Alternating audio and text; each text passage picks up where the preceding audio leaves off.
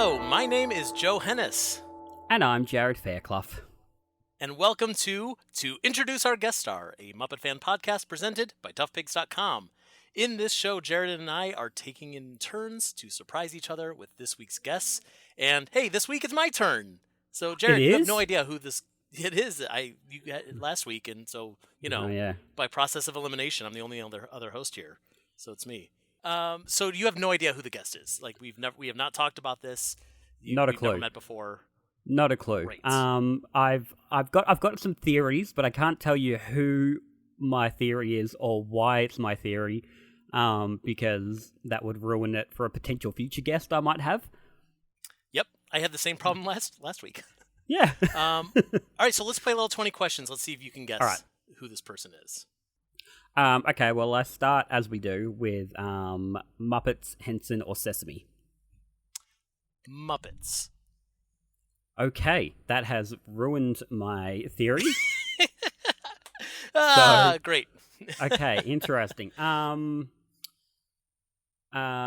Is this person a performer? No. Oh, wow. Okay, interesting. Yeah, I'm messing you up here. Yeah, you are. Is this person a writer? Yes.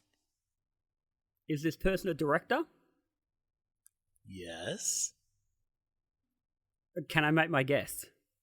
You can make your guess. Okay, I'm gonna guess Kirk Thatcher. Jarrod, let me tell you something.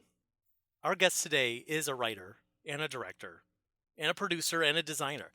Just a few of his many, many credits include co-writing Muppet Treasure Island, directing It's a Very Merry Muppet Christmas Movie, designing the Dinosaurs of Dinosaurs, and appearing as the punk on the bus in Star Trek IV. Jarrod, oh my God. I am extremely pleased to introduce our guest star, Kirk Thatcher. Oh my God, I got one right. You got one. I got one. What do I win? You get to interview Kirk Thatcher with absolutely no preparation. Oh my God, this is going to be fun. Yep, excellent. Hello, Mr. Kirk Thatcher. That is an image and a half. I really like it. Thank you. My goodness. For those obviously, because this is just a podcast, Kirk, yeah. I'm totally naked. You are, and my goodness, and you got to. I think people assumed you'd be totally naked on any podcast. You know what? It's 2020, man. You got to make your own rules at this point. I mean, since we're not getting together, like, why wear clothes? Why wear anything, really? I mean, we were born this way, and I think we should live this way. Exactly. I mean, if you could just move the camera up so I don't have to look at it, that'd be excellent. I hear that a lot. I hear that a lot this year. It's hard. I mean, difficult. Sorry, that came out wrong. That was worse. I'm so naughty. Oh my Hi. God, we've gone off track already. Hi, my goodness. Cheers, Jarrod. How you doing, mate? Good. That's my Australian man. How you going? Do you want a shrimp on the barbie? I'm all right. That's not a knife. Yeah. This is a knife. All right, now do an accent of someone. Do an accent from someone from Cleveland. Who, me or Jarrod? So I can be in on this joke. Nah. Oh, okay. Either of you. What do Cleveland people sound like? I don't know. Yeah, it's not very like Pittsburgh has a distinct one. I don't know. I know people from Ohio, and I wouldn't say any of them had anything that I would consider distinctive. Oh, my name's Joe Hennis. No. I have glasses. Yeah. No, that's southern. Yeah, that was. No, you're going too far That's south. just all I do. Yeah, you turned me into like a Cleveland cowboy. Yeah, I think that's what I was going for. Hi guys. That's Happy my new Twitter. Hi, holidays. Kirk. Happy holidays. Happy holidays. I don't know if a lot of people know, but in Australia, you guys are in the sweltering heat during the Christmas holidays. I mean, we are, but we but it's reasonably cool at the moment. Oh, that's good. But I just think it's funny that you have adopted, because essentially, everyone there who celebrates Christmas or any of the holidays really is from Northern Europe. Yeah. And so you have the iconography of snow and trees, but it's blistering hot out and humid. Yeah. No, we still sing the whole, let it snow, and it's like, Yeah. it hasn't. I know, it has literally never funny to snowed me. outside my window. No. Ever. No, of course. But isn't that the same for you, Kurt? Like anyone in California? Well, not all of California. Yeah, well, anyone in LA? anyone near the Yeah. equator doesn't really have Right. much of a winter. But yeah, LA, Southern California, in Northern California, you get rain, and if you're in the mountains, you get snow. Our mountains here get snow. This year, not so much, if any. But yeah, we're in a desert, so we're more like where Jesus was born. It's just scrappy and deserty. It's not so in that way we're very traditional for Christmas. See, And I guess Hanukkah. and in Cleveland, in Cleveland we just get like the gray cloud cover that just completely covers the entire city. You don't That's get it, and you don't get slush. snow, aren't you? Right off the lakes. I mean, don't you get a Yeah, lot no, of well, lake yeah, effect? Cleveland definitely gets. We get a lot of that lake effect snow, and then it Yeah. just sits there. It never melts. It just turns into Oh, muddy right. snow. Yeah. Well, Yep. there you go. So we all live in crappy areas for Christmas, I guess, is what we established. Pretty much, yeah. Where none of us are Not in that any like of us are Vermont going outside. or. Yeah, it's true. Well, no, you can go outside. You just can't go inside after being outside. I just waited an hour in line to get C's candies for a Christmas present from my mother and my family, and there was like 20 people in line. I'm glad we're talking about this because I'm tired of talking about the Muppets. I'm glad we're talking about. All right, so What an I'll odd just holiday throw out this is, any this- Muppet question I was going to ask, and we'll just talk about candy. Yeah, go, Right. go. Let's talk Muppets. I mean, Christ, it's not like that's all I do. How Christmassy are you as a person? Like, people can't see, but you are wearing a lovely Santa hat at the moment, and your Zoom name is Saint Kirk Claus. Yeah, that's all. But I mean, you've Saint directed Kirk, some of yeah. the Christmas stuff for the Muppets. Are you a Christmassy person? I used to decorate my house and have parties. In the last couple of years, it's just work has been thin, so money's been thin. So I live in it. Yep. So it's just me. And so it's sort of like when I was having parties or events, or I guess it depends on my mood. I have a metric ton of Christmas. I have two holidays that I go all out for, Halloween and fall in general, but sort of Halloween themed, and then Christmas. And this year, because I've just been basically living at home and rarely going out, my house was just sort of like became like a rabbit warren with I just left stuff out and wasn't really tidying because no one's coming over. So what I did for Christmas this year is I didn't decorate, I tidied, I organized. So my house actually looks nice and sort of, I would say, baseline, except for one office, which I was going to do today, but had to go wait in line for C's for an hour. So I like to decorate. I was a production designer and art director for a while, so I enjoy decorating. And I just this year, I'm not really in the Christmas spirit. I'm more like, let's just get through this kind of spirit. But I still enjoy the holiday. I like the song. I love Christmas music. It's funny. My dad was a piano player. I mean, not professionally. He was a lawyer, but he played piano, and he hated. I found out as an adult, I think in my 30s, when he was in his 70s, that he hated Christmas carols. And it was, I mean, he wasn't a Scrooge or anything, but I would try and get him to play, a Christmas carol. And he's like, he finally just said, I don't like Christmas carols. I think they're overplayed and sappy. And I was like, wow, it's funny. But I love them. Which is your favorite? I put on the Vince Guaraldi Charlie Brown Christmas album is my favorite Christmas album back when albums were a thing. But I just love, and that introduced me as a kid to kind of jazz. Not kind of jazz, but actual jazz, biggest piano jazz. And then I have like 2 or 3 Christmas carols because I'm a big hippie. I love John Lennon's So This Is Christmas.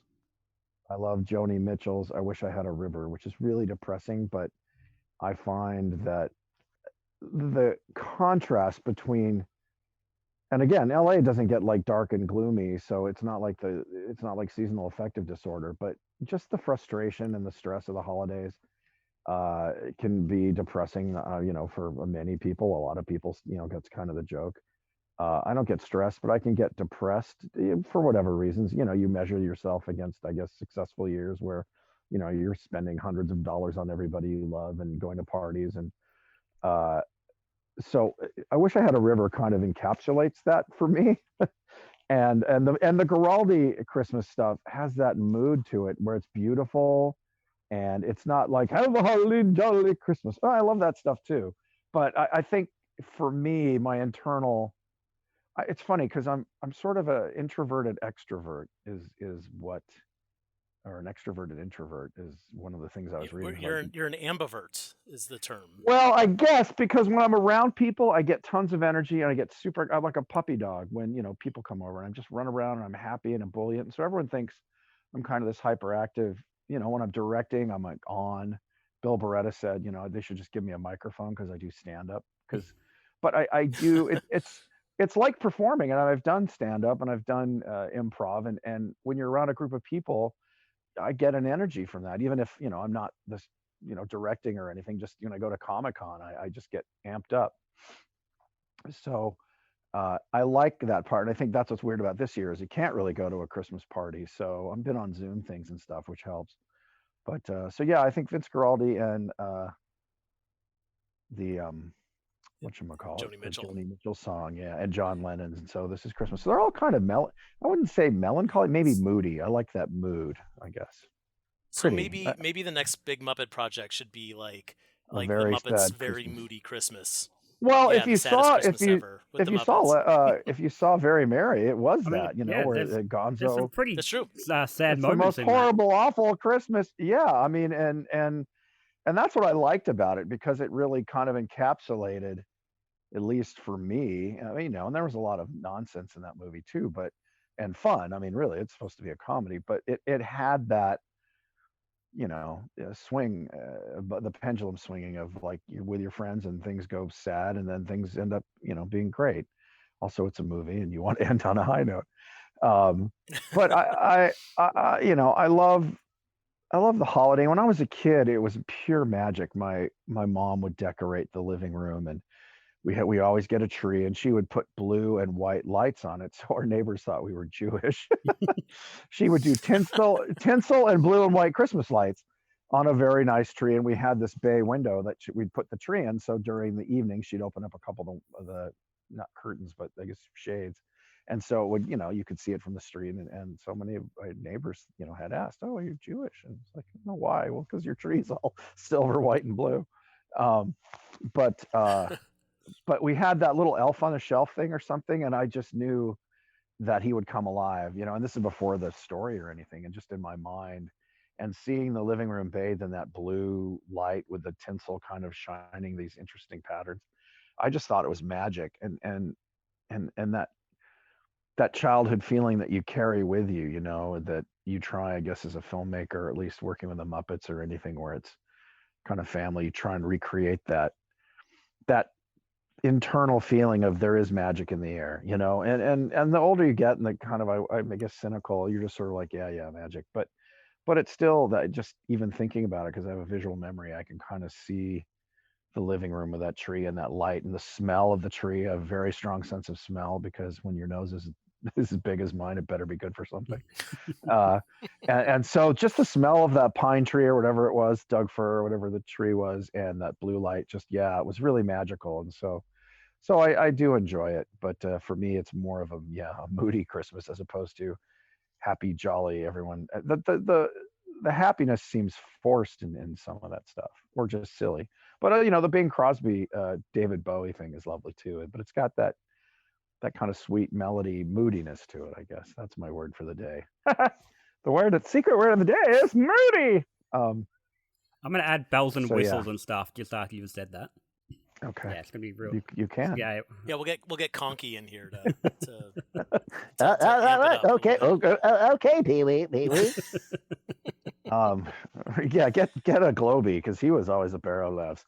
That's right, Pee-wee. Over here, it's just like a. I love Globy. He's always been my favorite because I feel like he looks like Judd Hirsch, and I can't explain why. Yeah, and he sounds like he's a got drunk a very Henry. Judd Hershey kind of face. And he sounds like drunk Henry Kissinger. That's right. Yeah. Pee-wee. Over here, Africa is just like so random. So, but yes, I do like. So long short, I like Christmas, but it's more of a moody thing than a holly jolly. Well, we're gonna make you holly jolly by the end of the day. Oh, I feel like this is. Are we? You're sending strippers and booze? Yeah. You're gonna take my top off now. Yeah. Yes. Did you see Fame? It's time for the Coco part of our show.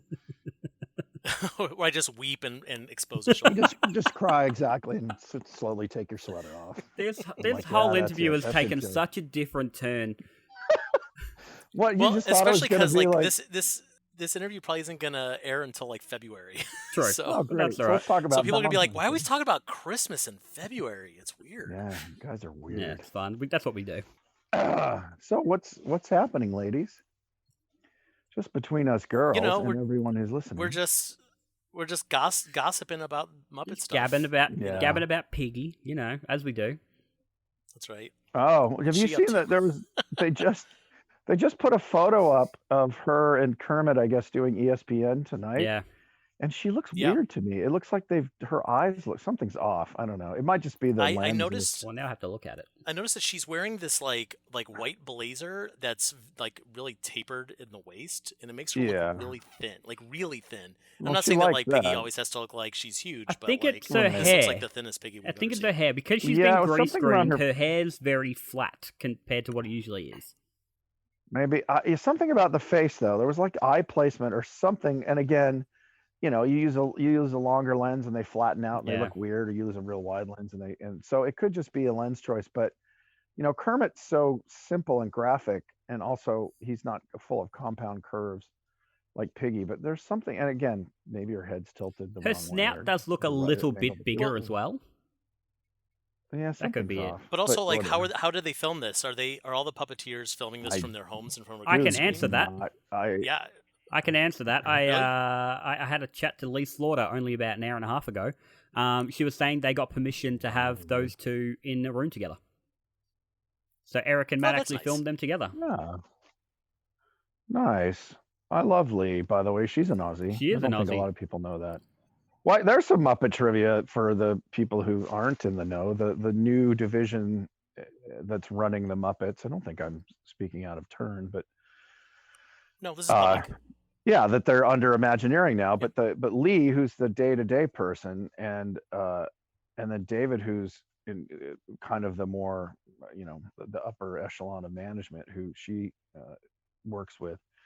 But she's Australian and he's English, and they are.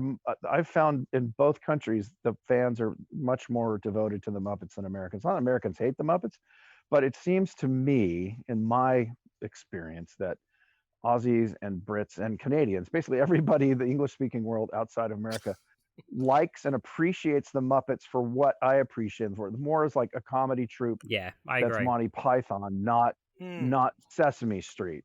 I think because Sesame Street was such a juggernaut here for going on 47 years or whatever it is now. I think people think the Muppets should be more Muppet Babies and less, Monty Python. Where for me, and again, people in those countries, it seems like they get that they're completely anarchic comedians, not beloved children's characters only. I mean, they can be both. But I think so. That made me really happy when I met them. Whatever it was last year. What's your relationship good. like with the sort of Muppet people at the moment? Oh, I'm just a freelancer now. They just, they call me and they say, "Hey, we have a job with not a lot of money, no time. You want to?" I'm being a little cynical, but when they have Well, at least when they have they $80 offer million you, dollars, yes, no, exactly. But there's not a lot.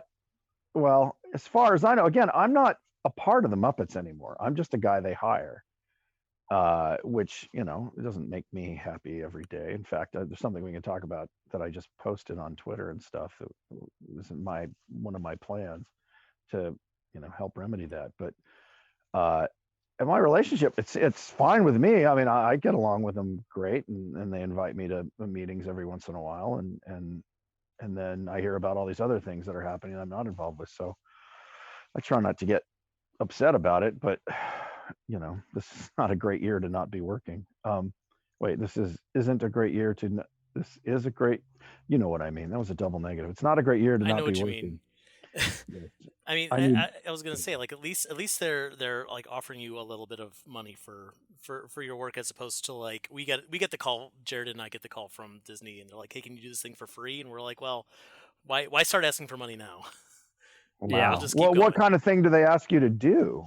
I mean, Oh what just no, we're just press, so we just promote stuff. It's not like they're asking us for real work. But Yeah, it's like, Oh, Jarrod, can okay. you like please we're- like interview So Kermit the our Frog? stuff is all passion project stuff. talk about the new Kermit snow cone maker? Or, I mean, Oh, that should hey, exist. the Yeah, Muppets going to we be gotta on make ES. sure that Yeah. everyone knows that the Swedish Chef is going to be in a video game that nobody's going to play. Yeah, little things like Okay. that. You Yeah. know, Oh, yeah. okay. Yeah. Well, so just yeah. The frustrating thing for me is I'll be working on one thing, and then through Bill and everybody, and nobody's secretive except obviously when they have to be. But I'll hear about I'll be in a meeting about the one project I'm working on this year, and then I'll hear like, oh yeah, so we're gonna do the other thing later, and it's just like, oh, okay. You feel like the kid in school who's friends with a popular group but not in the popular group. But that's part of being Yeah. Yeah. that's part of working in Hollywood. I learned many, many years ago that if you don't get a thick skin, you won't last 5 minutes in this business, because you're always going to have friends get a job that you thought you might get, and then your friend gets it, and you can't hate them because you want them to be successful and pay their mortgage too. But it's like being an actor when you go out with your friends for the same role, and sometimes your best. I have a guy who's friends with Bryan Cranston and has been friends with Bryan Cranston since like college. And my friend, you've never heard of him, and Bryan Cranston is one of the top earning actors in the world today. And that's just Sure. showbiz, and he doesn't hate Bryan. He gets it. They both auditioned. It seemed fair. It wasn't like Bryan was greasing him with cash, and he's really good. And that's not to say that my friend who's also an actor isn't good. It's just that's the breaks. It's being in the arts. I mean, I'm sure there was a guy who was painting weird shaped ladies' heads the same time Picasso was. But it's like, why the frick does everybody buy the Picasso? I can paint a fat lady with 3 eyes and then her nose is crooked. Or the guy who went to art school for like 10 years and paints these beautiful figurative pieces, and Picasso's whipping out these things that look like a 4-year-old drew it, and that he's getting hundreds of thousands of dollars, and this guy can't give them away on the Seine to tourists. So it's like, it's not fair. Well, art isn't fair. Well, I'll say one of, I think, the best things the Muppets have done in the last few years have been the live shows, which you were very much a part of. Yes, thank you. That was really nice for Jim and I, because we're the last two. We're the only two Muppet writers who actually worked with Jim Henson, that are working with him. I mean, Bill Prady did too, but he's gone off and he's a multimillionaire now, which is great. But the only two guys that the Muppets still work with that actually worked with Jim. So we kind of were quite happy to. What's funny is this happened like 3 times in the last 20 years. We do something and people are like, oh my God, it's the class. I mean, Very Merry Muppet Christmas was the first thing I'd done that Jim had written on. And everyone's like, the Muppets are back. They're great. It's the feeling of the old show. And the gang is back. And then I'm like, yes. And then, nothing. And then Wizard of Oz, which was not exactly the way I want for a lot of reasons. Didn't go the way I wanted it to, but it was still fun. And the Muppet characters were great in it. But it had been a while. And after Jason Segel had basically been in print saying, well, ever since Jim died, the Muppets have been crap. And, I took that personally as like somebody who's, yeah, sure, co-wrote Treasure Island. And did a bunch Jason of Segel also, like, in all those interviews, he made it very clear that he hasn't seen anything that the Muppets have done. I know, it was very odd, and I don't know if years. I don't know if here's an interesting story. Here's some scuttlebutt. I think I can say it's been long enough. So I worked with Neil Patrick Harris on a short-lived YouTube series called Neil's Puppet Dreams, and for obvious reasons, Neil and Jason are friends, and so I became friendly enough with Neil to sit around. I mean, because we would go to meetings at his house and hang out and do script sessions and stuff, working on this Neil's Puppet Dreams thing. And I said, so, you're buddies with Jason Segel. What was his experience like? Because I heard what it was like for the Muppet guys, and they were like, oh, the studio just basically, whatever Jason said, he got, and whatever we were suggesting, they're like, yeah, we'll take it under advisement. But Jason Segel got to make his version of the Muppet movie. And Neil he said, well, that's weird, because what I heard was Jason said that Jason told him, was like, oh man, the Muppets were so hard to deal with, like whatever I would suggest, they would go, I would hear that the Muppets would take it under advisement and they didn't want to do that. And then so Neil's explained this to me, like, oh my God. And he's like, what? I said, well, it's the classic story of the producers pitting everybody against each other and getting what they want. In other words, if I don't talk to Jarrod and I talk to only you, Joe, and I say, well, Jarrod has this idea, and or you come to me and say, Jarrod wants to do this, I'm like, we could do that, and then you go back to Jarrod and say, yeah, he hates it, he doesn't want to do it, and then I say, well, I want to do this. What does Jarrod think? And then you come back and say, Jarrod hates it, and so because the producers were sort of in the middle of it and the conduit, they could kind of play them off each other. Because I was shocked. I was like, Jason thought the Muppets were like, difficult. The Muppet performers, I guess, were difficult and didn't want to do what he said. And they had said the opposite. So, oh yeah, classic Hollywood technique. Just pit the players against each other. And that's how you can kind of control the process. So, but is that how you make like a good product? Like, is that like the no? Well, I mean, I think in the corporate world. Yeah, I don't know if I don't think personally I hate, like, I just want everyone to talk and like let's figure out, but it's how insecure people who aren't creative control things. I was not a fan of those producers. I don't think they, having met them, I'm not going to name names, but one of them was nice and at least seemed like he would listen. The other one just was like, yeah, kid, I'm a big Hollywood producer. And I just think they made an okay movie and it cost 4 times what anything or like 5 times what I'd done and double what Treasure Island had cost. So I don't know. I mean, obviously I'm still a little miffed that I wasn't involved at all, but that's what kind of my joke has been, is like, when they have no time and money, call Kirk. When they have, $80 million or $60 million, let's get a big star. But to be honest, that's the way Hollywood works. It's kind of a star fornicator business. Like, oh, Jason Segel wants to do a Muppet movie. Well, he's just came off a big TV series.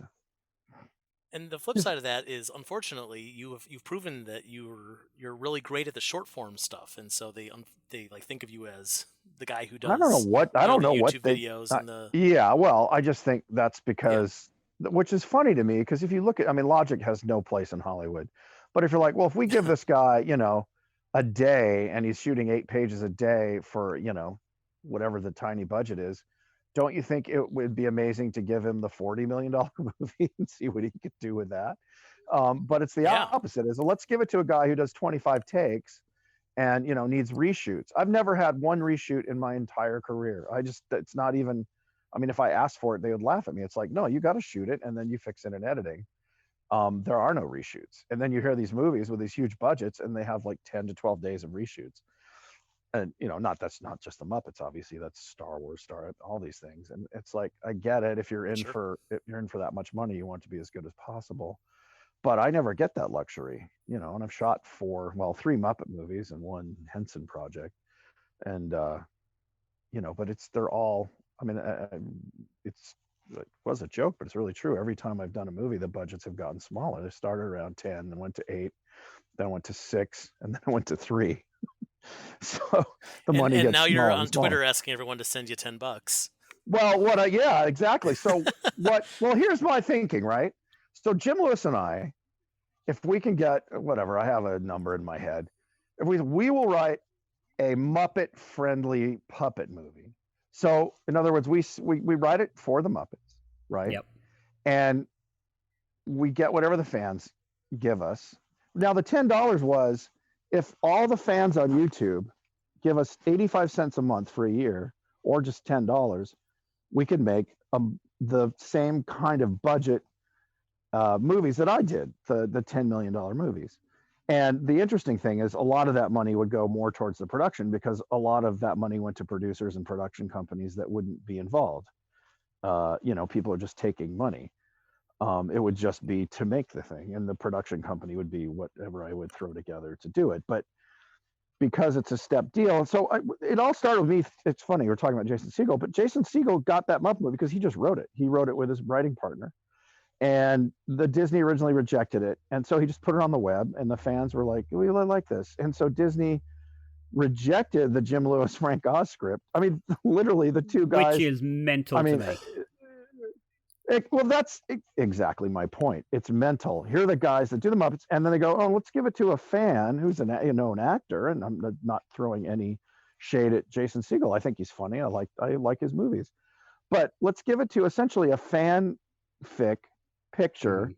that, as somebody said, it's a Jason Segel movie with the Muppets as guest stars. I mean, Jason and Walter are the core of it, and the Muppets are sort of the you know surrounding chorus. Uh, so they make that. So I said, well, why don't Jim and I do that? Why don't we write a Muppet movie? And throwing it around in my head and talking to a couple of friends, they're like, well, what if? So let's say we go, okay, we're going to write a Muppet movie, but we can't call it a Muppet movie. We could say it's a Muppet shaped movie that it would be great for the Muppets, and we will write it for them. But if Disney says we don't want to, no, we won't buy this from you, then what I would love to do, and this is what I'm hopefully going to float out there. Let's see, I got to think about it a bit more. Obviously, I literally thought this up yesterday, so whenever you guys are playing this in February, hopefully it's either happened or I've decided it was not a good idea, or it was not. I think it's a good idea. Whether it's feasible or not is probably the point.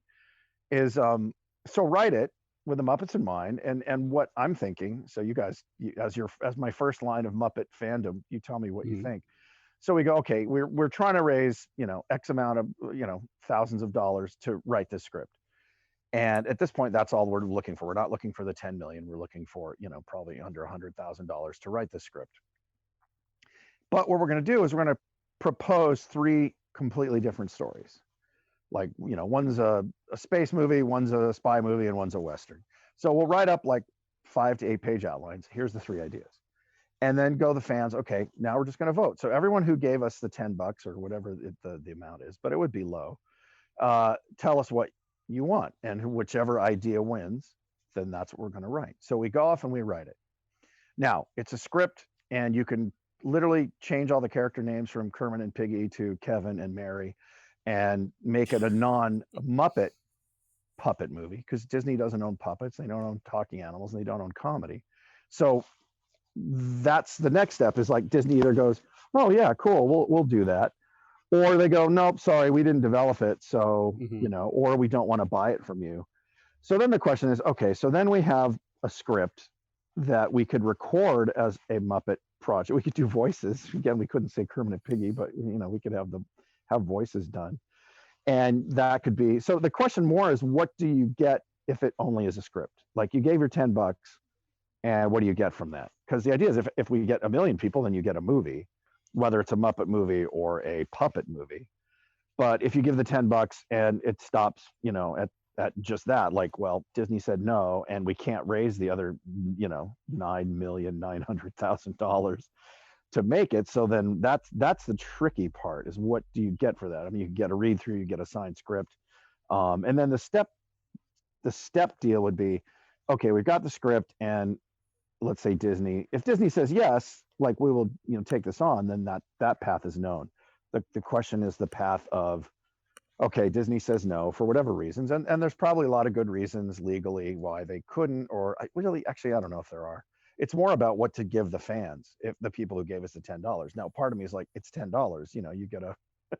You get a copy of the script and this Laurel and Hardy handshake. Um, so it wasn't like anyone went broke, financing it.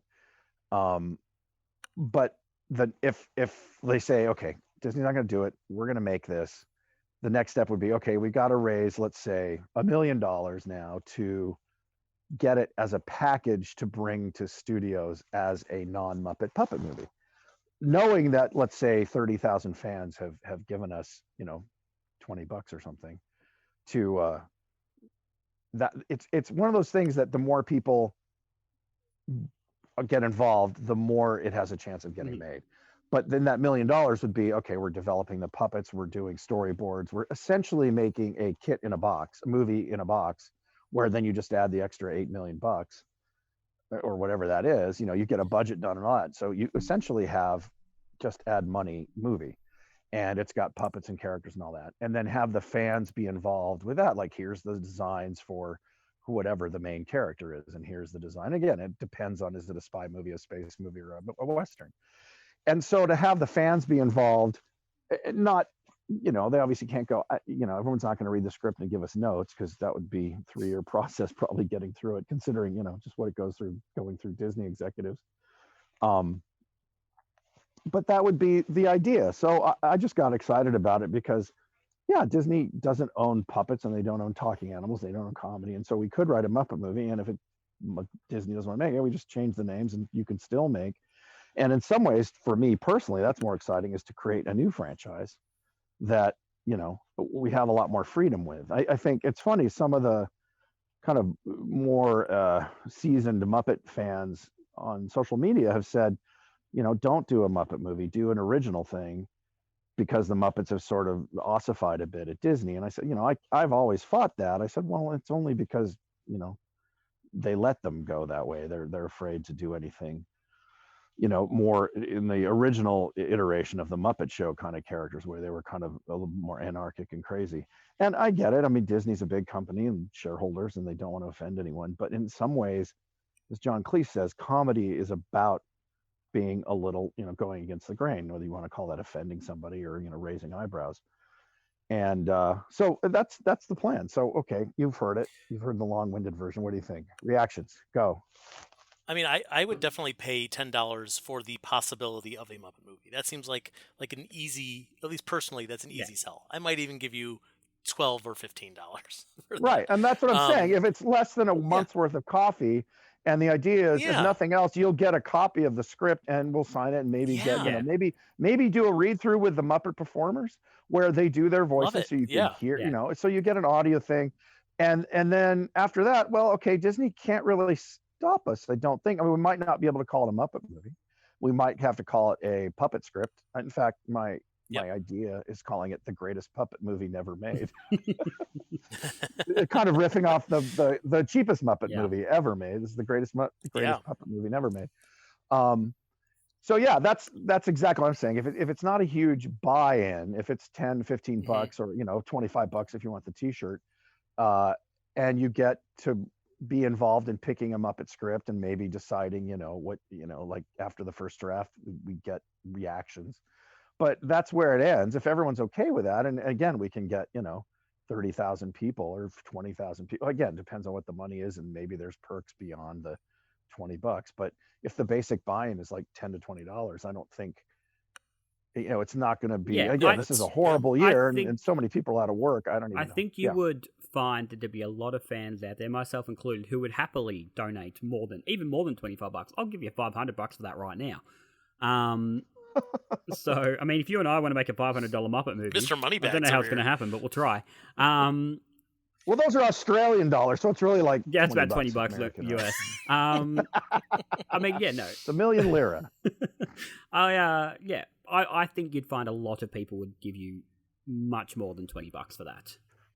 And that's the interesting thing, is how many people, it's that question of how many people can you get. I mean, I did the math. Like I said, if 1 million people give us $10, then we're fine. Or if 200,000 people give us $40, then we're pretty close. But I hate that there's like no way to predict these things. Like when I see these like Kickstarters and Indiegogos, and some of them it's like they got 10 times the amount they were asking in the first 24 hours, and some of them it's like, this is a great idea. Why aren't people chomping at this bit? When you're talking about writing this script and knowing that, I mean, just like anything that we create, especially when it's something for like an official production like that, a franchise, it could happen or not. You've written several scripts that have not seen the light of day. I think I've written 7. There's like 7. I mean, even more than that. Jim Lewis and I think, have written 4 to 5 versions alone of a haunted house Halloween type thing. Yeah. It started I've read a little bit about that. I feel like I hear about that a lot. I'm so curious what that was, and it started as a special, went to a feature, then it was a video game, then we wrote a different version, more of a Ghostbusters version, and then we wrote another TV special version of it. So was that 5 at that point? 4 or 5?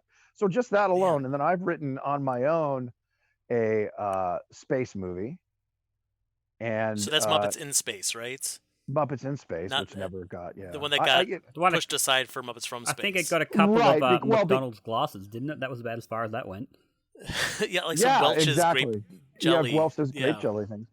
So what is that? That's 5 or 6 right now. And then Jim has written 2 that I'm aware of. Well, obviously the Frank Oz one, and then he wrote one on his own that was a lovely idea. I don't want to spill any of the beans, but it was like just a really sweet, classic, funny, I think the fans would have eaten it up, and it could be done for this kind of budget. But the problem is, like, the first thing I would do is say, Jim, can we do that? But I don't know who owns the rights to it, because I don't know if he got paid for it or he just did it because he had the time. So if he essentially owns it, but it's tricky when you're on because I haven't been on what do you call it? I haven't been an employee since 2000. So whatever I do, and I will say, everything that I wrote for them, the things I just mentioned, the Halloween, the haunted house stuff, was all paid for. So I don't know. I can't say, well, let's do this, because either Henson owns it or Disney owns it. But Jim's project, well, that's frustration. It's like I've had, what is it? I've had 1 produced screenplay and like 8 non-produced screenplays, co-written except for 2 of them. And Jim's the same. We worked on so many together. So I'm like, all right, well, if the fans and Jim and I go, all right, we like you said, the live shows very much harken back to what I think the Muppets are good at, and Treasure Island, Christmas Carol. To me, I wanted to keep going, and that's what Muppets in Space was. It's like, all right, the Muppets are an ensemble group. If you're British, you would know this, and maybe Jarrod, they show these in Australia. The Carry On film. Yes. Yeah. Have you seen any of those? So it was like what Monty Python did with Grail and Life of Brian, if they continued. In other words, Monty Python did a spy movie and did a Western and did a space movie and did a movie about World War II or sort of like Blackadder, same characters, different genres or different eras.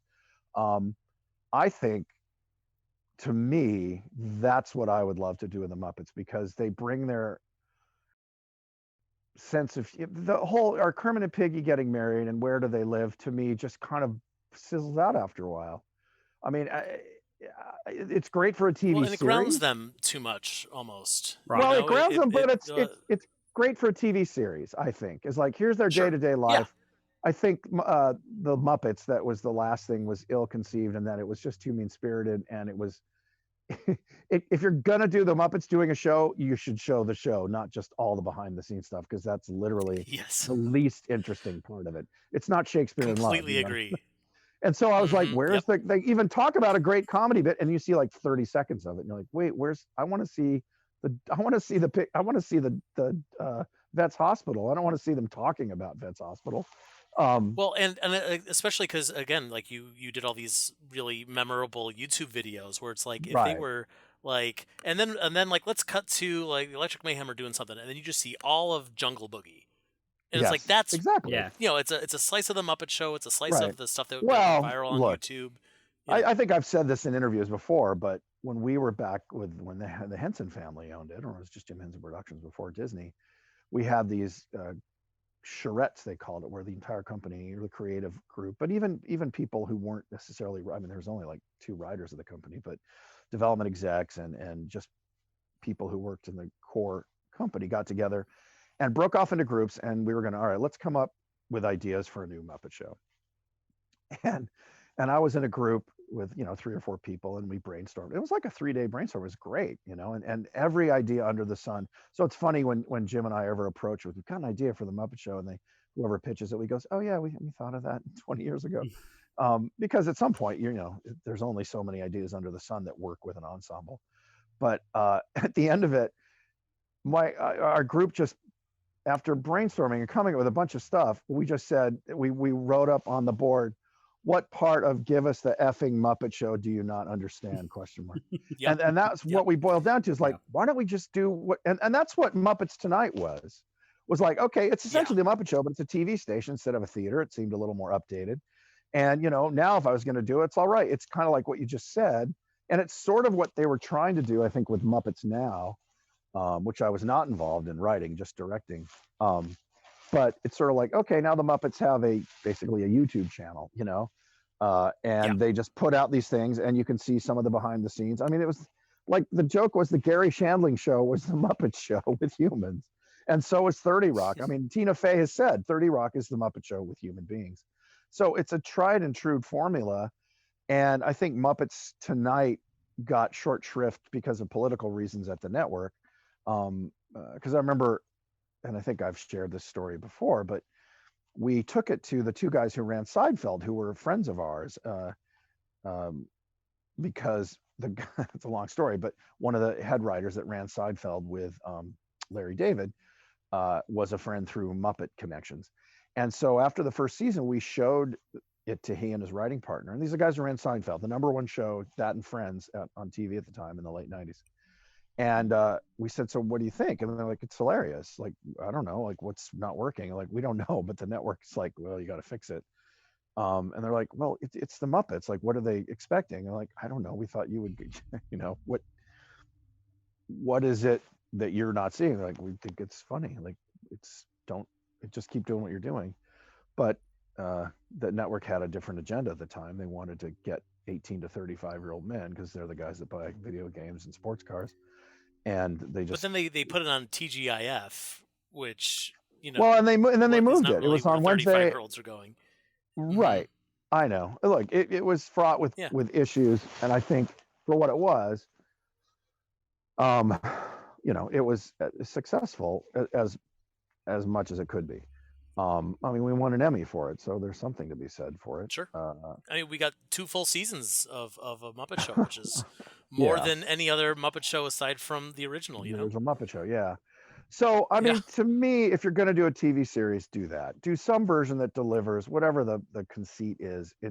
You're going to get 50% Muppet goofiness, whether it's a YouTube channel. I mean, Jim was trying to do it with InnerTube TV, which is when I started. He had just done that, and he showed it to me, and it was basically a guy sitting in a control room with all the different feeds. This is way before the internet. So it was YouTube. It just the conceit was it was a control room that had all these TV feeds from around the world, with Muppets and people, and some of them and some of them were just like YouTube, completely unrelated. It was just, here's a funny sketch. So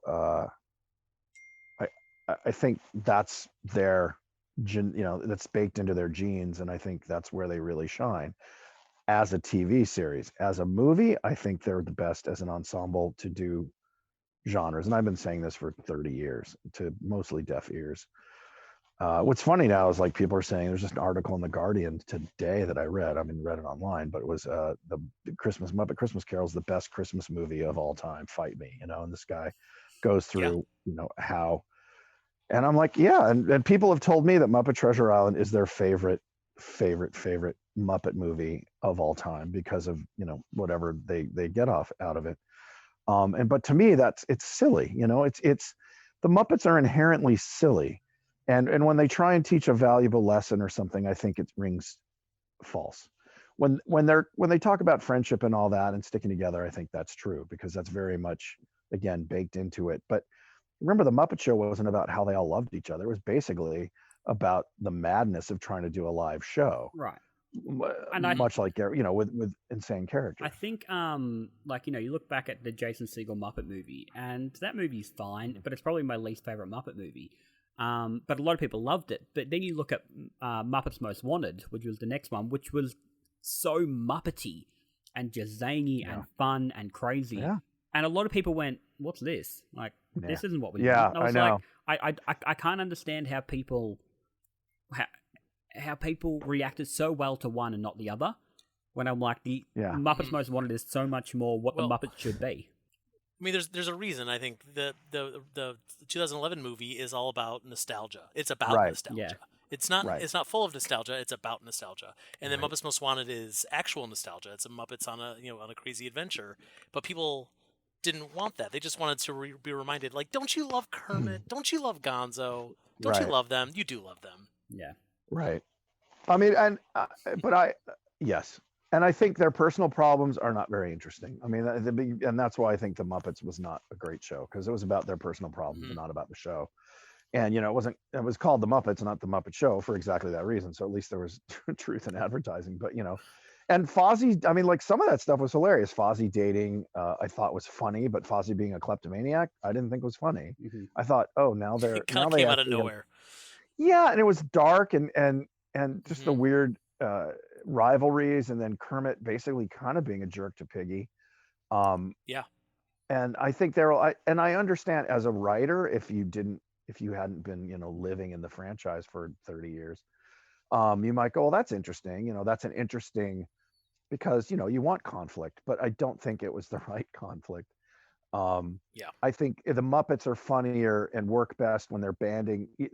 The infighting stops when there's an outside force, like you said, like Muppets Yeah. now, Muppets Most Wanted, um, or even uh, the Jason Segel movie, or even Very Merry Muppet Christmas. It's they're crazy and they're nuts, but then when there's a problem, they kind of band together. Like, like it's a formula that's worked pretty well in comedy and in drama to some degree. Can I ask, Uh, just you talk about Very Merry Muppet Christmas, and you look at the Muppets, the 2011 film. right. I'm sure you're aware of the similarities between those two films. Oh, I was like, are you kidding me? This, because I wasn't involved in the. Jason Segel said, well, they just took our plot and made Tex Richmond instead of Mrs. Bitterman. Yeah. I mean, it was See, and almost again, it's Jason Segel never not watching any of the Muppet right. stuff and just But assuming that the Muppets were making garbage. I know, and I thought we made a more fun movie. I mean, his was the whole thing of Walter was just a weird idea to me. Let's make a Muppet that nobody's, a guy, a puppet man, whatever you want to call him, who's not part of the Muppets but wants to be. But he was the least interesting Muppet character in that movie. I think we've developed him into something at least entertaining. But he was just a non-entity. He was like I said, he's a whatnot without any features added. He's just except eyes. Um, and I think Peter Lynch did a great job with what he was given, but there wasn't a lot there. I think now at least we're having some fun with him, uh, not just being kind of a schmo. Like, golly gee, I want to be a Muppet. Um, I and will kind of say being the a thing that fan. I love about Walter is that he is us, like Jared and Yeah, Yeah. he's a myself. Like Muppet like fanboy. his, I mean, Yes, yeah, he's but just he's defined but by that's being a that's fan. it. Peter Lynch has yes. even said that he has taken Mhm. inspiration from like us specifically. Yeah, right. And that, but what's fun is as a writer, because a guy just standing around going, "Wow, that's cool. Gee, that's great." It's kind of one Yep. note. But what's funny is his indefatigable spirit. In other words, he gets crapped on, is where I want to do with this, Yeah. and have it somewhat be Kenny from South Park, where it's like he will do anything. It's like, oh, the elephant just filled that room with elephant poop. Walter's like, I'll get it, and or he's standing there and it happens to him, and he's like, oh, I love them, It's like it's that sort of never say die, never that enthusiasm and positive optimism, I think, is funny, and it's a character trait as opposed to just I love the Muppets. Because I love the Muppets is fine, but why does he love the Muppets? And I guess the movie was sort of defining why, because he was the odd man out, until he joined a group that he felt a part of. But again, that's one story. Like, what do you do with him afterwards? And we kind of had a problem with, like, what do we do with this guy? Actually, Jim and I wrote a hilarious series that was gonna go when ABC was gonna have an online presence. It was Pepe's telenovela. It was called it was Hearts of, what was it? Crowns of Gold and Hearts of Fire, but in Spanish. So it was I forgot what crown is in Spanish. Corona de Oro y Corazones de Fuego. And he was the most successful dentist in Los Angeles. And but it was all about this intrigue with his receptionist and the Colombian laughing gas syndicate that he was getting laughing gas from. That and it was That's just silly. hysterical. Oh no, it's hilarious. And his agent, the whole thing was his agent would meet with him at the beginning of every episode and explain who the sponsor was, or the demographics for lobsters this week was down, so they needed to. So then the short, like the 10 or 12 page script would reflect that, and it was completely silly, and it was something to just do with Bill in LA. We didn't have to bring, or we'd bring out the New York troupe for like 3 days, or if they were in LA, Mhm. we just shoot their segments. And it was two sets. It was the dentist. Well, it was three rooms. It was the dentist office, the waiting room, and the deli where Pepe was meeting with his agent. which would have been a human. But then every time at the deli, there was always some Muppet cameo sitting in the booth behind him and getting involved. And we had Walter there, I think, in almost all of them as this super excited, you know, fan who wanted to be a part of it but just could never get in. But it was a fun use of him because there was something for him to bite on as opposed to just standing there. Because then we did this thing that I was a director that wasn't really great because it was very much a promotional thing. It was Disney Drive On. Yep. I remember those. Yeah. Did those air? I just thought they just ended up getting dumped on the web somewhere for like a month. They got dumped on the web. And I think the first one was free, and then you had to pay for the rest. And they were literally.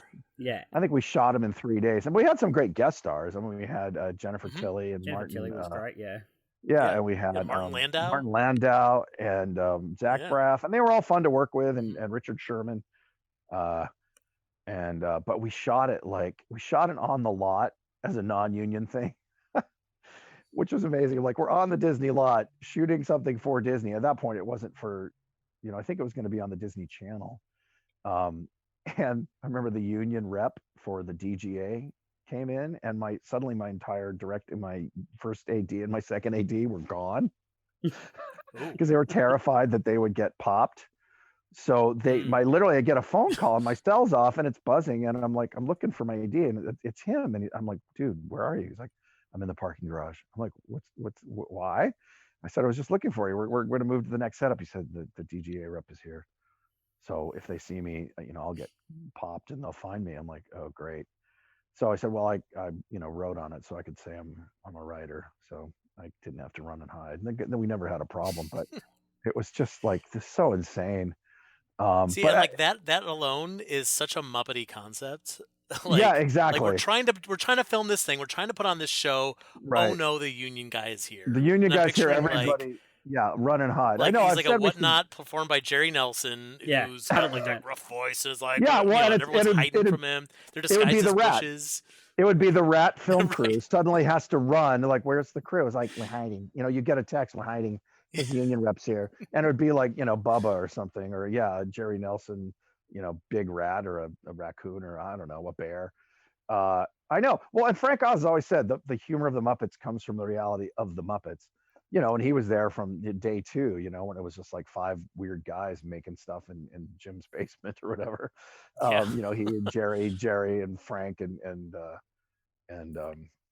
the puppet builder who I wished I'd met because he was so Don Celine. Don Celine, yeah. Jerry used to tell me Don Celine stories, and I was like, oh, he goes, oh yeah, you guys would have been like brothers, because he just had a crazy sense of humor and all that. So, but that was the craziness of the Muppets, and it's still, we are the redheaded stepchild of the Disney Corporation. They and I get it. Look, if you're a corporation and you've got 3 franchises that make you billions of dollars every time you put out a Christmas card with them on it, and then you have this weird little thing that you're not sure what to do with, because even when you spend, I mean, there are no Muppet movies. I think the last one, Most Wanted, they spent like 80 million, and that's probably with prints and advertising. So let's say 60 million. And it makes 120 million. You're like, well, why are we investing in this? And I'm like, yes, but if you did the wrong thing, you could make a bad Star Wars movie. And no, I'm wrong. If you make a bad Star Wars movie, it still makes $1 billion.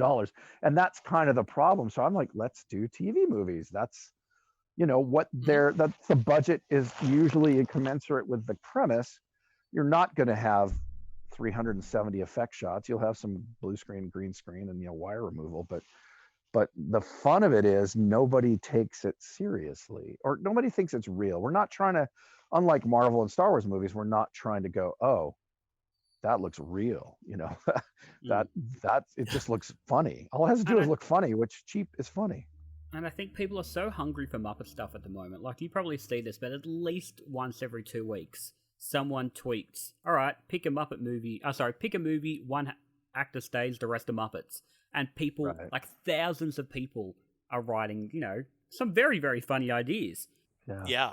Well, and that's if I could go to, who's the guy, Bob JPEG, who's now running, and so here's the deal: give me $25 million in 2 years. I will give you 2 Muppet movies and a TV series for $25 million. I mean, give me personally, I mean, give me that kind of spending budget. Yeah, give me personally, give me $2 million. Just give me 10%, $2.5 million, and 2 Give me years. $25 million. I will disappear to And, Maui. and You will never yeah, see me and again. unmarked bills. And I promise, in 2 years, you'll be like, "What happened to the $25 million?" No, but and it's funny because I was in a meeting with Henson, Jesus, in the '90s, where we had pitched me directing a parody, sort of like a scary movie version of a Lord of the Rings thing, a generic fantasy film, kind of making fun of Lord of the Rings and Dark Crystal or Labyrinth, with Henson creatures and fantasy world, but that kind of Mel Brooks, scary movie parody humor. And we went to Sony because that's where the deal was. So this is back in the late '90s. And we pitched to this executive, and they brought me in, and we had a story and gags laid out, and it was like a good half hour, 45-minute pitch. And the woman was great. She was like, "I get it. This is very funny, but there's a problem." And I'm like, "What's that?" Because her question was how much, what would the budget be? And we were saying like $25-30 million. And their whole thing was, Kirk has done special effects. He's done creature movies. He's written them. He knows how to write to that, so you're not spending the money. He knows he's shot them. He's filmed them. He's made special, And she's like, "This is great, and I have no doubt you would do a great job. It's just I can't sell you to my boss." And I was like, "Well, okay, why is that?" And she said, "Well, first of all, your budget's too low. Nobody's going to believe that you can make a movie like that for $25 million or $30 million bucks." And I said, "Well, great, give us 60 million. That's fine. I'm happy to spend more money." She goes, Problem solved. "Well, exactly, problem solved." And this is the insanity of Hollywood. She goes, "Yes, but then there's another problem." Like, "What that?" She goes, "Well, you've never done a $60 million movie. You've only done," well, at that point, I don't think I'd just done the two, or I'd done Very Merry. So maybe it was the early 2000s. She goes, "You've done a $10 million, $8 million movie. And so I can't sell you to do a $60 million movie." You're like, "Okay." She goes, "So then I have to bring in like a Tim Burton or a, whatever, Gore Verbinski, and they're not going to do it for $60 million because they want their $5 to $10 million, and they want to have Johnny Depp star in it. So now it's $100 million movie, and you won't get to be involved." And I'm like, but then, and she goes, I know, it doesn't make sense. I would love to make a $30 million movie because it's so much easier to turn a profit. She goes, "But that's not the way the system works." So it's much like our economy right now. It's a rigged system, and it only benefits the wealthy. So if you're a big name star, like let's use Johnny Depp, although obviously his star is fading, but until last year. So you're Johnny Depp, so that's $10 to $20 million right up front. Well, you're not going to get a first-time director unless you're Marvel, and you'll go, "We trust this guy. We're going to give the guy who did Black Panther or whatever. They're giving breaks to or even if you have an 800-pound gorilla like Spielberg with the Jurassic World, gave it to the guy who made $1 million movie called Safety Not Guaranteed, and they gave him a $180 million movie. So if you have an 800-pound gorilla, but Henson doesn't have an 800-pound gorilla because their 800-pound gorilla died in 1990. So then you need to bring in one. So who's that going to be? Well, now suddenly, so it's kind of that insane logic that keeps people like me who do things for $1 and quickly, and they're not terrible for whatever, and the other thing is I have no clout. The biggest frustration is people think, "Oh, you're the director, you've got this thing." I said, "Nah, if you're director of a franchise, you're basically a suggester. Like if you go into Star Wars and you're working with Favreau and Filoni and they want you to direct an episode, now maybe Taika Waititi can make suggestions that they'll be more willing to hear. But when somebody like Carl Weathers is doing it, they're like, "Here, Carl, here's what you're directing. I suggest you start with this shot." You know what I mean? It's great. Yeah. But in some ways, it's the easy. I said directing commercials is the easiest job in the world because you're getting paid a lot of money to do exactly what they tell you.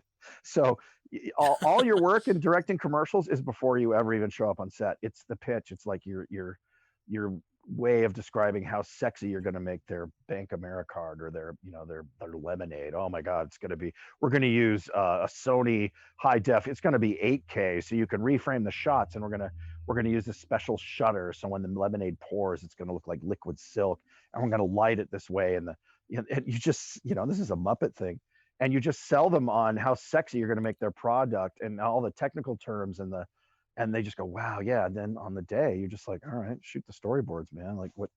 And then of course, then it's just the politics of dealing with people going, could you pour it faster? Could she hold the lemonade pitcher like slightly more suggestively? You're like, well, okay, how do you mean suggest? whatever their weird little quirk is.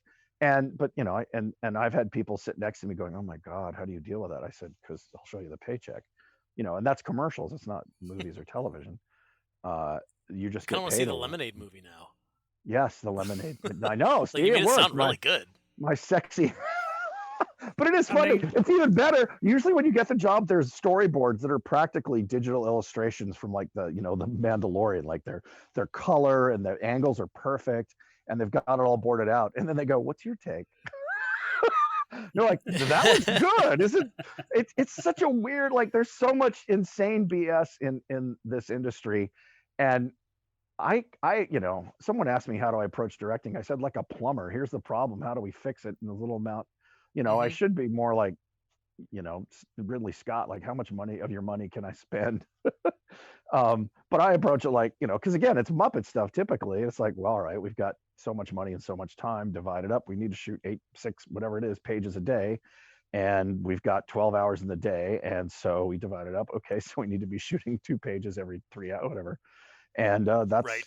It's just kind of, and then whatever creativity you can cram in there, it's usually creative problem solving. It's not like, here's my vision, 100 Muppets are coming over the hill and it's sunrise. And, it's more like I have 6 puppeteers and a green screen. All right, well, we'll shoot 3 takes so I can get, 18 puppets. And so it's but the lemonade is flowing like silk. The lemonade is going to make people cry. I have no idea if any of this is entertaining. I'm sorry. We're just talking. It's very inside. It is to me. I've had the most fun. I should really have started recording, but anyway. Yeah, that would have been good. I can remember. Yeah, you guys ready to start this thing? Yeah. Well, so are there any other questions? Or well, Jarrod, you're supposed to be leading this thing. Do you have anything else before we Jarrod, our outro here? Can I ask you one quick question? Now, I don't know if you'll remember this, Kirk, but we've met in person. Yes, yeah. Yes, you took me for a lovely remember tour you're a very short blonde woman with a beard. Of course, I remember you. Yes, that's me. No, I remember you. I don't know a lot of Australian Muppet fans, actually. I think I know like 3, so you're the only one I've actually met in person. You know 2 more than I do. I put them in touch with you. We had a conversation about writing coming up with ideas for sort of characters and how to really write for them. And you said something that I think about constantly when I'm writing things, when I'm trying to come up with characters and make them interesting. You talked about, like, I remember we were talking about Walter, and at that point he hadn't done a lot. And I remember you called him Scooter Light. And you were saying, like, you put him in a room with a cake and what's he going to do? And I have, since that moment, thought about, okay, if I, like, when I'm trying to come up with a character, if I'm going to put them in a room with a cake, what are they going to do? And that has been, so is that something you just come up with on the spot? Is that something you've actually thought about before? Or have you heard that sort of thing from someone else before? Yeah, the analogy I came up with on the spot, and I think it came out of, just writing for the Muppets, is Jerry Juhl said to me, he said, every character has to have an obsession and a fear. And sometimes they're the same thing. Fozzie's fear is not being funny, and his obsession is to be funny. And sometimes they're different. Pepe's obsession is to get girls and money, and his fear is to look stupid. So so for me, in process, as opposed to just talking about them in the abstract as like their fear and their obsession, is put them in a situation and a strong character, you will know immediately what they would do. And it can't be like there's a gun to their head and the time bomb, it has to be bland. Like, there's a sandwich on the table or a cake on the table. So that was off the top of my head. It's not something actually I use or even think of, but that specific analogy. Well, I do. I think about it. Well, I'm glad. I mean, because it's essentially a distillation of how I approach. For me, it's like when you were asking the question, I thought, well, there's 3 things about script writing or comedy, I guess, or drama too. I just don't really write drama because I find it either boring or too, I don't want to say too easy, but like somebody said, dying is easy, comedy's hard. But there's how the character fits in the overall story. Like, what's the big picture? What is the story you're trying to tell? And if it's not your main character, how does it serve the story? Or how does it fight the story? But that serves, how does it fight the forward progression of your heroes? Uh, but again, that serves the story because that's what makes it interesting. And then there's what is their goal? Like the classic phrase is no villain or bad guy thinks they're the bad guy.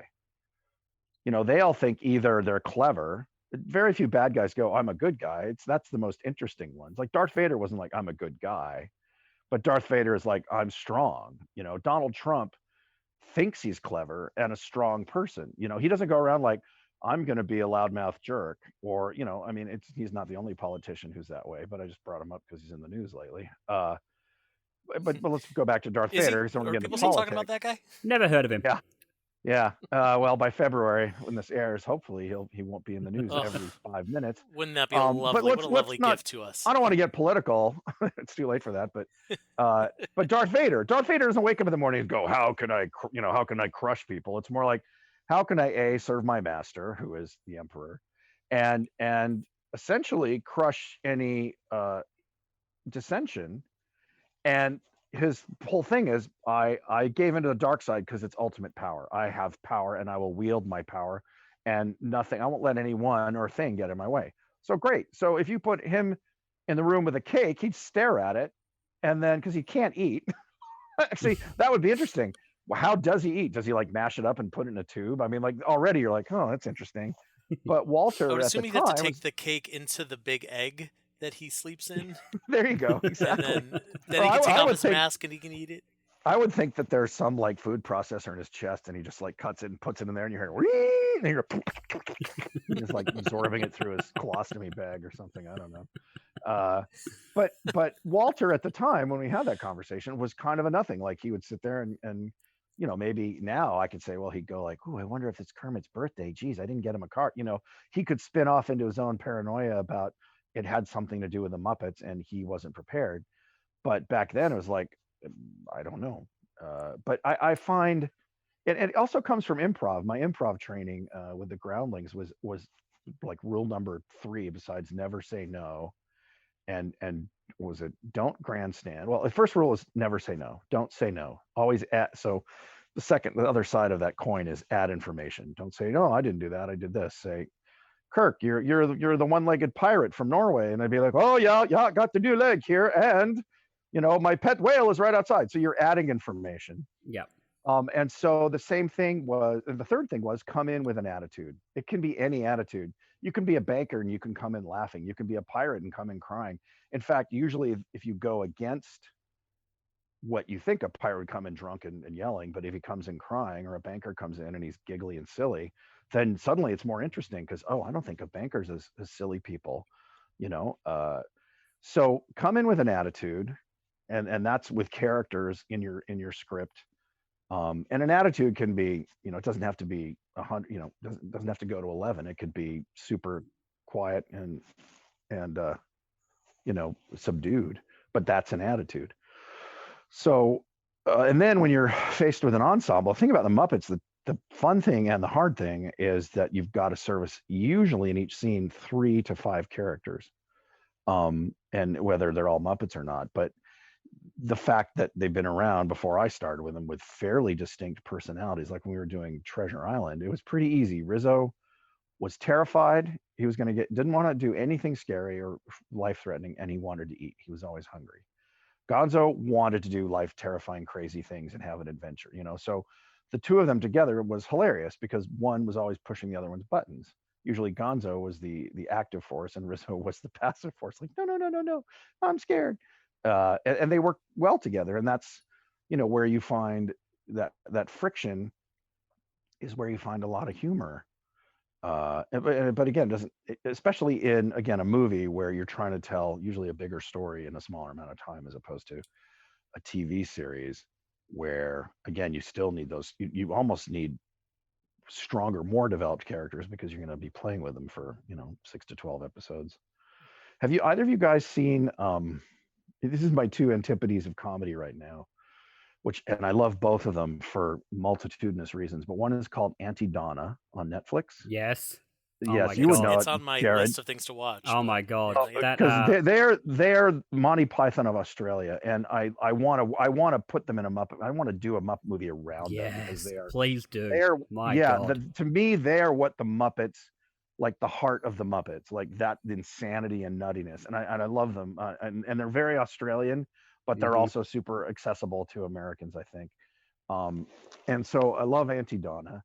And on the other side of things, again, everything that isn't American comedy, not that I don't like American comedy, the other show is a Canadian show called Letterkenny, which is on Hulu. Oh yeah, I've I've watched heard Letterkenny. of it. I haven't seen it. It's a very stylized comedy. I said it's sort of like you gave the guys who wrote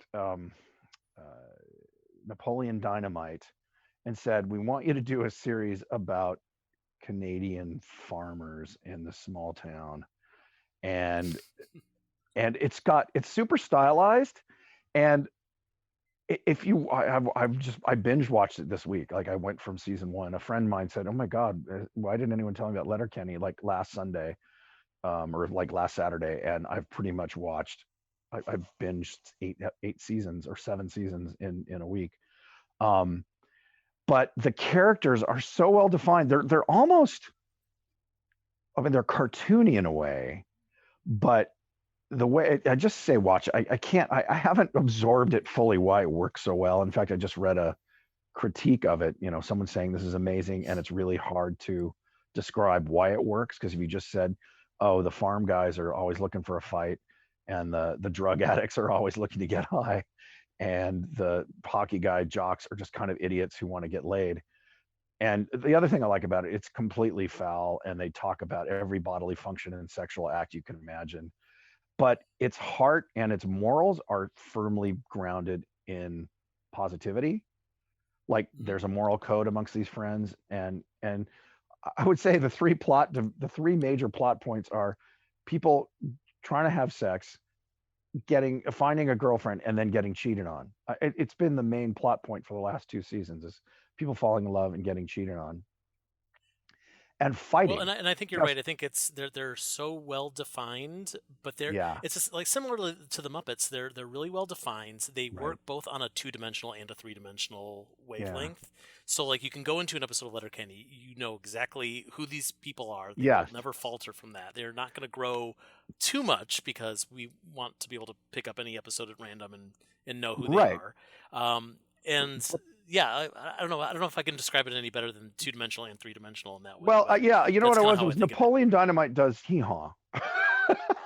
You know what I Yeah. mean? Like it, because they're very stylized. Like it always starts with the four of them just flat to camera, sitting in front of a fruit stand Yep. or a produce stand, and just going, and the catchphrase is like by 4 episodes, you're saying pitter patter, how are you now? Not so bad. How are and just everybody is like a Muppet in that they're very, like you said, very distinct, but Mhm. likable, even if they're kind of jerky or aggressive or slutty. The only character I find hard to watch is Gail, because she's so nuts. The bartender, who's just can't Yeah. stop like touching and rubbing herself, just having a conversation. I'm like, oh my God, she's just like, I mean, it's sort of like saying the one Muppet that's too much, which I don't know if there is a Muppet who's, I mean, maybe New Zealand, if he was in a scene for more than 3 lines, he might get the routine, or Bill the Bubble Guy. But Sure. I urge all the viewers to watch both of those shows as kind of the yin and yang of comedy, with like the Dick Van Dyke Show being somewhere in the middle, or Mork and Mindy, or because neither of them are sitcoms. Auntie Donna is a complete sketch show of madness, Yeah. like Python or The State, and Letterkenny is just very stylized. I guess you'd file it under a sitcom, but it's probably the least sitcom that I've ever seen. I'm trying to think if there's anything even close that was a single camera show that was out in the real world, not just in the living room. We've taken up a lot of your time. I think we need I'm to laying in start bed. wrapping things up. But I'm laying in bed, so this was an easy night. well, we end all of these podcasts with a series of questions. Jarrod has written a series of questions, and I have also written a series. We're going to go through these lightning round Oh, style. geez. Okay. I All should right. say So when we get say ready. lightning round, Right. We want quick answers. We seem to have gotten to a point where people are taking about half an hour to answer each question, which I'm into. Yeah. So if you want to elaborate, go for it. Look, but yeah, either I'll way, try and keep yeah. them brief. Don't I will don't give let you my me gut define reaction. the way you answer questions. All right. All right, Guys, here we go. All right. Kirk Thatcher, what is the Present. best movie that you've? What's the best movie that you've watched recently? Oh, geez, recently, I don't know. Yeah, I'm trying to think. Is Last- that what's a movie that I went? The last that year? was- I don't know. Yeah, we'll say the last year. Who cares? Yeah. Yeah. Oh, geez, what this year's been so weird. What have I seen that I really remember when I said it was a lightning round? Yeah. Well, no, but I'm not giving you a long Take your answer. time, I'm but just hurry trying to up. give you a correct. Yeah. I'm just being an ass. It's fine. Go for it. Well, you're good at that. You're Thank you. Australian. You're an Australian. What have I watched that? I just said 2 TV shows that I loved. Well, we can accept that. If you Well, wanna I'll pass, and I'll we'll just say Letterkenny. God, it was this. I think this was last year. Was Avengers Endgame? I really enjoyed. I just Great was choice. That's a great fun. answer. But was that last? I don't know. Like it's all so mushed together now. Was that That last was year? We'll 2019. accept it. I But mean, I have yeah. watched it twice this year, so you're okay. Yeah. Yeah. I'll probably think of All a right, better would answer, you- but let's go. Would you rather travel 20 years into the past or 20 years into the future? And stay the same age, or would I regress or get older? You're saying time machine travel. Time Like, machine, I don't- time machine travel. Yes, you Oh, you okay. today can. 20 years in the Either- past because then I would be a millionaire in 2 years. I know which stocks to buy. There you I know go. what's going on. Yeah, that's easy. And in the future, who knows? And then you could fund all of your Muppet or non-Muppet movies. Exactly. that I you could do. just start my Yeah. own puppet company. Yeah, 20 years in the past. Exactly. That Right. was fast. Is a hot dog a sandwich? No. What is the most obscure Muppet you can think of? Quick. Muppet Show or all Muppets? No, like Muppet character. What's the most obscure Muppet? Right, you can think Of any you any mean Muppet anything, character. I'm saying anything. of? yeah, yeah. Anything that falls under the Muppet umbrella. Yeah. Oh, Yeah. okay. That would be. Oh, I'm trying to remember their names. 'Cause that's how obscure they are. They were on Fraggle Rock, and Steve and Dave did Uh-huh. them, and they were. Oh, what did they call them? They were like these 2 little toady creatures. I'm You're sure talking about the some ink fan- spots, Yes, I think that's what they were called. the little brown things with beady eyes. No, they had bug big eyes? eyes. They had bug eyes. Yes, ink spots. Yeah. They're Yeah, super the ink spots. esoteric. Okay, there. I talk about the ink spots like once a week. I How don't do- know. oh, They yeah. always come up in conversation somehow. Okay, then Waldo C. Graphic there. Ugh, love Waldo. Let's bring him back. Deep cut. It's time for a Waldo resurgence. I've talked. It's funny you said because I talked about let's have Waldo, but do him with today's technology, so he looks Yeah. like one of these ZBrush rendered creatures, but he's still essentially like a flying walrus with butterfly wings on his ass and a top hat. But he just looks super real, but he's still like. I just thought that would be a funny deep cut to do. And the problem is it's a lot Love of it. money for a stupid gag. But anyway, maybe we'll bring him back. Well, if you can somehow convince Disney that he's a Star Wars character, they'll throw all the money you need at it. Yeah. There you go. He's a Minon. So in He's a every Minon episode, for we've been Disney. asking our guests to ask a question for the next guest without knowing who it is. So in our previous episode, okay. we interviewed Paul Williams, our buddy Paul. Oh, I love and Paul. his question was, do you think you're taking enough time to thank the people who have helped you get to where you are? Publicly, no. Personally, yes. I try to be very, very. I have always paid it forward in a way. I try to. I answer fans' questions, people I've never met on Instagram or whatever, because people I never met would answer my questions when I was starting out or whatever. But the people who helped get, the Joe Johnstons, the Phil Tippett's, the Leonard Nimoys, I've always been, at least in my mind, I've tried to be as helpful and thankful to them. Again, not in public, because I think that's, what do they call it, virtue signaling, but in private, yeah, whether it's taking them out to dinner or just calling and checking on them, saying, hey man, how's it going, Merry Christmas. I try to, because look, the fallacy about the entertainment business, particularly these days, I mean, it was maybe more true in the past, is that it's this auteur theory is like this one person who has this, you set a tone and everything else is all the geniuses you hire. who hopefully are better at the job that they do than you would be. So I try to thank my crews every day. I'm just talking about the people that do the movies that I do, where you at the end of the day say thank you, and at the end of a wrap party, I get emotional because it's a bunch of people who are getting paid to kind of help you, help help me help me make this thing as good as we can. So yes, I try. Is that Paul Williams, the composer? Is that what you're talking about? Yeah. Yeah, the Paul Williams. Yeah, the one and I only. love Paul. In Oh, it was fact, such a good funny interview. Love Paul. funny you He's the bring him best. up because he and I just end up just telling each other stupid jokes, and he has so many great stories. But that's one of the things is like if this non-Muppet puppet movie goes, I would have Paul write the music because I've got him on speed dial. I'd be like, Paul, Yeah. you want to write? And working with Paul was great on Letters to Santa, and he'd kind of pre-written those songs, so I would love to actually go, Paul, here's the idea, here's the story, let's do songs. So I'm not saying that Paul would do it, but I would certainly ask him. I mean, the moral of the story is if you can hire Paul Williams, hire Paul Williams. Yeah, That's exactly. Well, and for especially all of because us. he's Yeah. again, it would sort of be to show, the people who did the Muppet stuff you love, like they're still available. Yeah. Yeah. Yes. You don't have to get Kanye West or whoever the new hip person is. Not that they don't deserve to work, but why not when you're flailing and you're not sure what to do? Why don't you go back, like I said, people said about the live shows, the O2 and the Hollywood Bowl, like that was the classic Muppets. Well then, and we were like, yes, now they finally get it. Like they know that we can do this, and then they go to Josh Gad and go, hey, Josh Gad, we'll give you lots of money to create a show. Again, no shade at Josh Gad, but it kind of shows you're never a prophet in your own town. I think that's the And ultimate. again, I think that's like it's amazing that they're not utilizing Frank Oz because he has publicly Well, he said said he doesn't. He said he doesn't want to do it. I mean, oh, he's so basically he said to. I mean, he's told me specifically that he'd go back if they asked him. Oh, So really? I think he's Wow. changed his mind in the last. Well, probably yeah, 5 maybe years. because in print, I've heard him say he just thinks Disney's not servicing the Muppets right. I think maybe he means, and I don't know. I don't want to put words in Frank's mouth, but if he said, "Let me come back and like do the cheapest Muppet movie, like let me Yeah. direct that," I think he Oh would do yes, it. But yes. I think don't. he said if He's he not was going to come back, and do he Miss Piggy. assumes no. He said he assumed that he would be brought on as a director.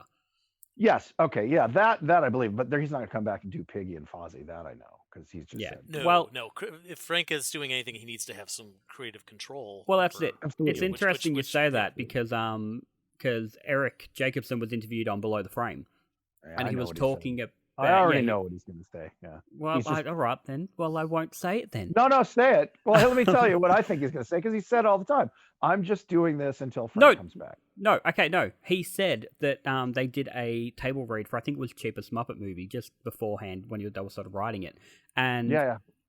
Frank was there, and Eric just assumed that Frank would do the voices, but Frank came up to him and said, "Hey, can you do Piggy and Fozzie and everyone?" Yeah.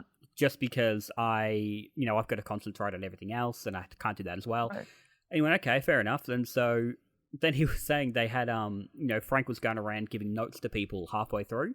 And his only note for Eric was, "Oh, that rat you're doing, could you make him a little more Boston?" And then that was it. So I think I don't think he would come back as a performer. I think he's more than happy with what Eric's doing. Yeah. Well, no, and he's very supportive. I mean, Frank, as you've seen in his documentaries, he is so supportive of the performers. That's who he really supports. And when Disney doesn't treat them well, I think that's when Frank is like, I don't want to be a part of that. Mhm. And I think, Frank is such a big heart, even though he acts like a crusty curmudgeon sometimes, but jokingly. But he's such a lovely guy, and I think his whole support is for the puppeteers. And so I don't think, it's not like Frank hates Disney. I just think when he feels the performers are not being serviced or treated well, he's like, that's not, I don't think Disney's doing the right thing here. But I've not heard that. I was under the impression, from what I'd read, I've never spoken to him about it, but that he was like not really a fan at this point.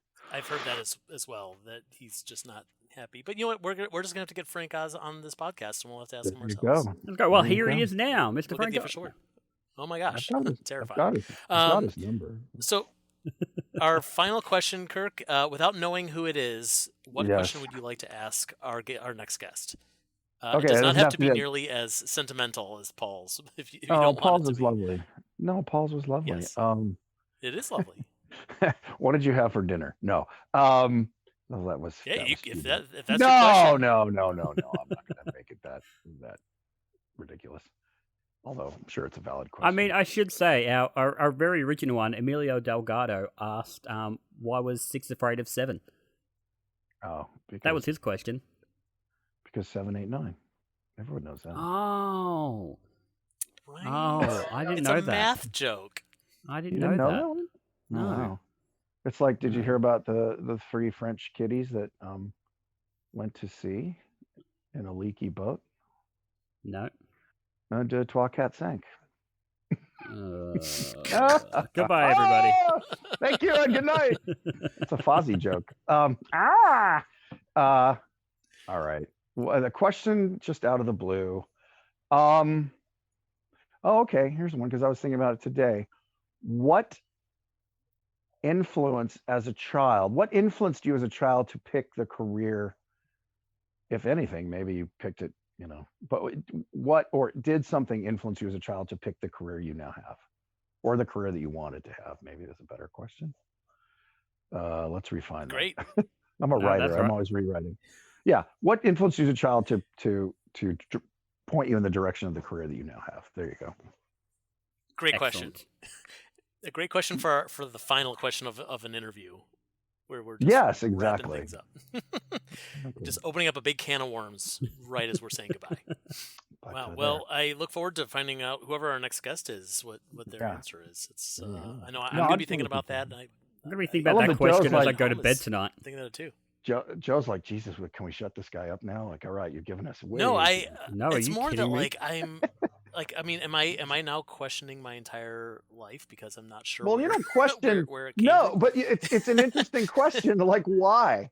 Why? Not why Yeah. do we exist? I can't figure that one out. I wouldn't waste time. Why do we exist? But why? Because, and is it? I mean, do accountants and lawyers sit at night and go, "Wow, I wish I was making a talking, a spreadsheet"? I don't know. Why is it? What is it amongst artists that drives us? No idea. And maybe like I said, I don't want to know, but it is an interesting question. It really is. All right. Now there we go. I'll leave on a heavy note, even though it's February. Yeah. Well, Kirk, before we go, because I know we've been talking about this potential Kickstarter fundraiser idea. Where do people find you on social media? Well, so you that can they find me. Kirkstarter Yeah, the Thank you. Kirkstarter. Thank you. Well, because now there's a show, Captain Randy's Submarine, which is originally what I want to do, and I still want to do it, but this Muppet thing kind of hit me between the eyes yesterday. Right now, the best place is Twitter, just Kirk R. Thatcher. I think there's an R in there. At Kirk R. Thatcher, but let me just see, because some of them have the on Facebook. It's just at Kirk Thatcher. At Kirk Thatcher, yeah, at Kirk Thatcher. Yeah, there is no R. There is an R on my webpage where you can get, if you want to get something signed, or if you want some original artwork or something, or a photo signed, or even consultation. That's the other thing I've been doing during the lockdown, is providing half-hour to hour-long consultation on scripts and pitches and whatever. And you can find all that on www.kirkrthatcher.com. So there is the R there. It's all one word, kirkrthatcher.com. And I think that links to my Twitter and my Facebook. And then Instagram is, I believe the R is there. You're too. everywhere. All right. Don't get COVID. Don't get coronavirus. Everyone be safe. Everyone wear a mask. Everyone follow Kirk on Twitter and keep an eye out for a call to action for for helping to fund this project, whatever it's going to end up being. And stop sending nudes. Stop sending nudes. I've apologized for that. Yeah, Jarrod. I mean, it's not just you. It's pretty much everyone in the English-speaking world sends me nudes of Muppets, which I don't appreciate. That's not a Muppet. That's just what I look like. I love you both. Just go dead silent. Like, how do we? I personally don't exist below the waist, so it's not me. I'm being performed by Matt Vogel, so. Oh. He does a good accent, then, I will say. All right, as they say in Letterkenny, pitter patter. Pitter patter. Pitter patter.